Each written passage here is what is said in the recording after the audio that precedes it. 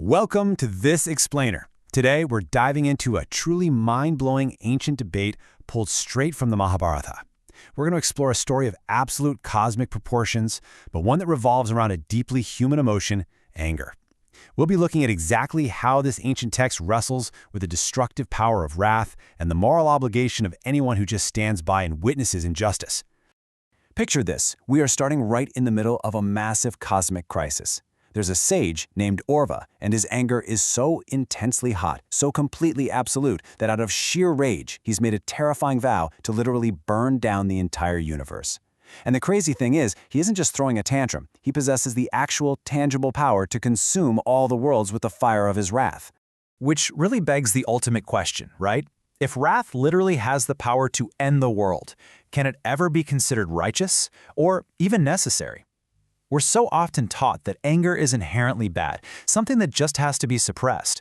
But this narrative forces us to completely flip the script and look at the other side of the coin. Section 1. The Bhrigu Massacre. The Dark Origin of Aurva's Rage. To really understand why Aurva is at his absolute breaking point, we have to flash back to a horrific tragedy. His people, the Bhrigus, were being systematically slaughtered by the ruling warrior class, the Kshatriyas. It was a time of complete and utter defenselessness. While the men were being wiped out, the Bhrigu women, many of whom were heavily pregnant, were frantically searching for help, but they found zero protectors anywhere in the world. In a state of pure terror, Aurva's mother somehow managed to hide him still unborn within her own thigh, just to save his life. So he literally grew up hearing the cries of his family being exterminated. That is the immense, unimaginable trauma he was born into. Moving on to Section 2, the philosophy of wrath, defending destruction. So, confronted by the revered ancestors, the Pitris, who are commanding him to stand down, Aurva pleads his case almost like a brilliant lawyer standing before the universe's Supreme Court. And his central argument is incredibly striking. He basically states that a man who has the power to prevent or punish a sin, but does absolutely nothing, is himself defiled by that very sin. He's making a powerful point here. Bystanders with the power to act are completely complicit if they just sit on their hands. When the kings of the earth postponed their duty to protect his people, opting for the pleasures of life instead, they became sinners too. When you break down Aurva's defense, it's actually incredibly methodical. First off, he argues that the wrath of leaders serves a vital, functional purpose. It restrains the wicked and protects the honest. Second, he points out a hard truth. Without someone to punish crimes, sinners just multiply. Third, as we just established, unused power to stop a crime defiles the bystander. And finally, repressing justified anger actually makes a person incapable of achieving the three ends of life: religion, profit, and pleasure. So Aurva isn't viewing his anger as a personal flaw or a loss of control at all. To him, it's a strict moral duty to prevent future persecution and maintain justice. Section 3, an apocalyptic dilemma, a very dangerous paradox. But despite this airtight defense, Aurva is backed into a terrifying corner. He's facing two catastrophic choices. On one hand, if he represses his anger and breaks his vow, he argues that this immense, unexpressed rage is going to spontaneously consume his own self by its own energy, literally like fire burning up dry wood. But on the other hand, if he keeps his vow and lets his wrath out to punish the wicked, he takes out all the worlds, destroying the innocent right along with the guilty.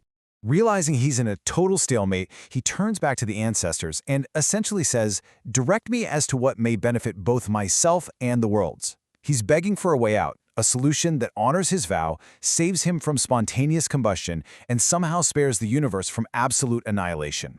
Section 4. The Cosmic Loophole. Redirecting all that wrath.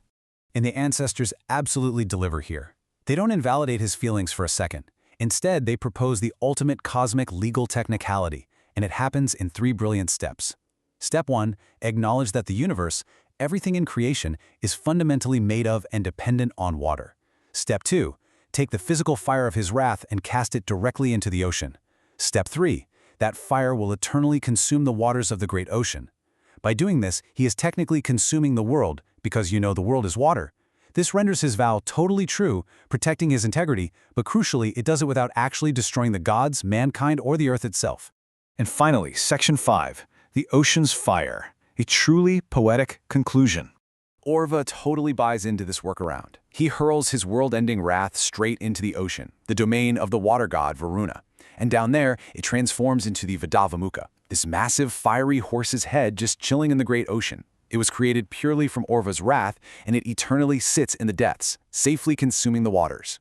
So his rage is validated, his vow is kept intact, and the universe is saved simply through some very careful, very clever containment. So what do we take away from all of this? When we're staring down extreme injustice, how can we channel our own destructive, righteous anger into a contained space, rather than just letting it destroy everything around us?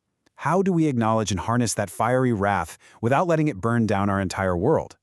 The story of Aurva is a fantastic reminder that while anger at injustice is deeply justified, true wisdom is really about how we choose to wield that fire. Thank you so much for joining me, and I'll leave you to ponder that thought.